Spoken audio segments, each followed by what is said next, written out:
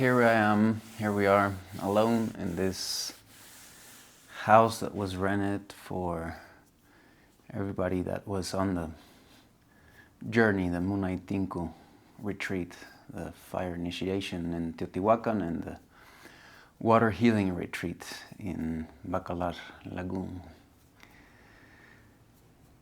I almost feel like I was with everyone, that we should be together. I so much wish that we were together, that we can come together once again.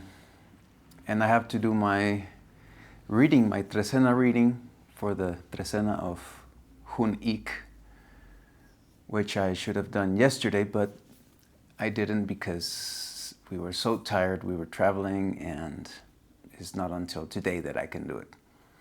Curiously, today is a Ehekatl day, and here we are in a Qu'ij, in a house, in a structure. And it's a great, great thing to have a different structure here on the video.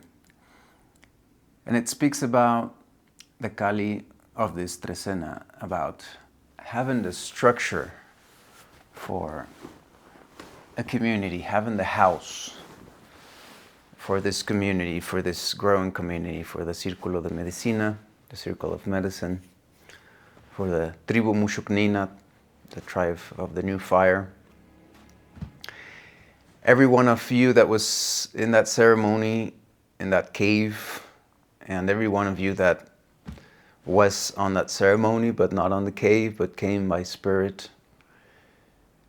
It's beginning. We are beginning that new fire. That new fire has been lit. It was an amazing journey, an amazing experience. Everything went well. It was eclipse season. There were some things that didn't flow as we would liked it to. But overall, it was, I think, beyond what our dreams, our expectations were. Our hearts, mine and Maida's, are filled with overjoy about this that happened. And that's my reading for this Trecena, for this 13 days. The one spirit, the one wind, Ehekatl. Ehekatl is the spirit, the Holy Spirit, and kind of like the father of Quetzalcoatl. They're intimately intertwined.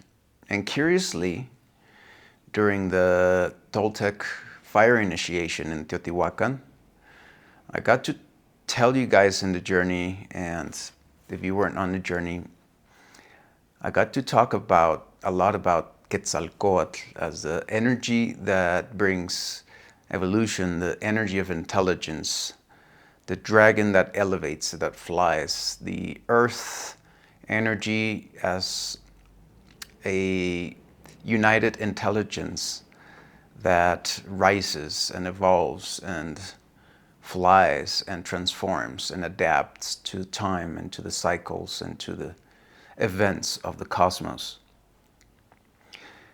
How that is intimately tied to Tlaloc, to the rain, to Chak, to the lightning that also brings the rain, that then also brings the fire. Chak also creates thunder, and thunder will create fires.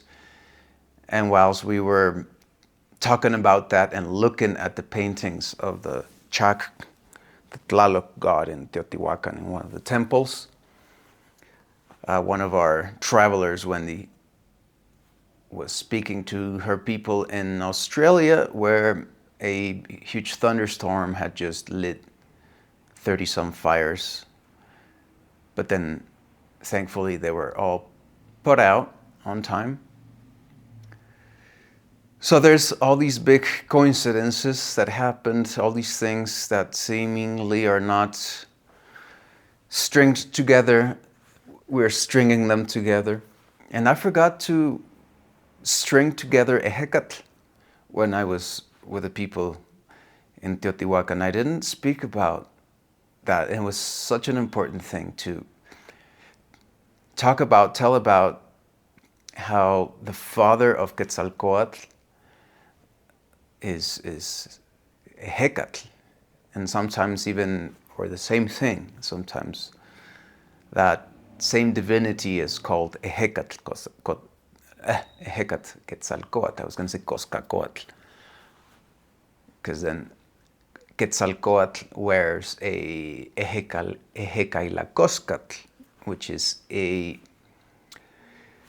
necklace of the wind, where there's a shell slice. If you slice one of those big shells we use for blowing, which, by the way, we offered one at the lagoon.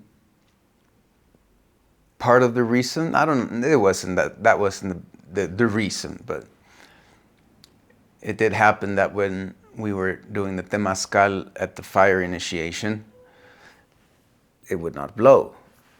It wouldn't blow. It wouldn't allow me to make it sound. So you take a slice of those shells, you can see on the inside a little spiral, and that would be Quetzalcoatl's necklace, and he would put that, like the god or the priest that represented that god would put that here as a necklace, and that's that Ehekailacoscatl. And so what's the relationship with the wind and Quetzalcoatl, and what's the relationship of that and today's reading? And it's all there, because there can be a lot of spirits, there can be a lot of winds, but overall there's one main spirit. That's why the Northerners, I'm calling them the Northerners, the people from the plains, the sacred Teochichimeca, the sacred people that lived in the nomad lands, in the deserts, and even further north. Here, starting from Mesoamerica, going up north. Here, the Mesoamericans, the Mexica, the Toltecs had a very high respect to those people. And those people taught us, or had a big lesson about the sacred spirit. They always speak about the sacred spirit. I myself was taught by my Lakota teacher about the sacred spirit when he said, when you know how to ask, you will be given. When you know when to say, how to ask, you'll be given. And for all of you that are trying to manifest things, that are doing a whole bunch of stuff and seeing a whole bunch of stuff, let me tell you that the sacred spirit will kind of manifest sometimes through even the social media.